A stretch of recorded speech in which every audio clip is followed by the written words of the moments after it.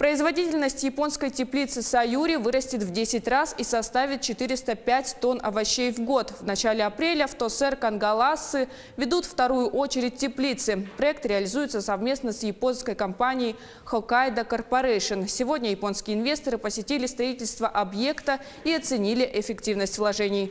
Объемы в репортаже Саргаланы Федоровой. Мощность второй круглогодичной теплицы на вечной мерзлоте составит 405 тонн огурцов, помидоров и листьев салата. На сегодня выполнено 80% строительных работ. Идет монтаж технологического оборудования. 2 недели остается до подключения электричества. В это время агрономы уже высадили семена для первой партии. Это будут листья салата. Овощи, выращенные по японским стандартам, не только вкусные, но и экологически абсолютно чистые. В новой теплице буквально вчера посеяли семена салата. И уже через 30 дней готовая продукция появится на прилавках магазинов. На сегодня большую часть овощей, которые выращивают в первой теплице, поставляют в детские сады Якутска.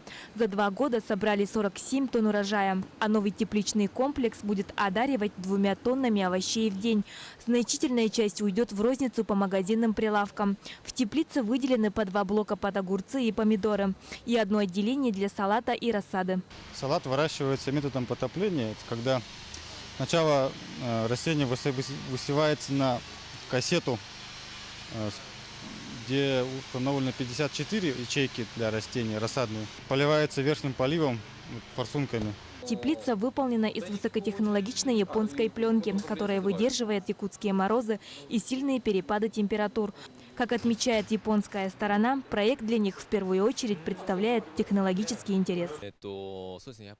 Все-таки основной интерес проявляем прежде всего к технологической составляющей, которая позволяет построить тепличный комплекс в условиях вечной мерзлоты, в условиях очень сильного перепада температур и при этом сделать этот объект таким, который позволит обеспечивать местных жителей вкусными, полезными и надежными продуктами питания в течение всего года. В принципе, первый опыт оказался положительным, поэтому в отношении других нескольких проектов, я думаю, мы тоже рассмотрим такую возможность.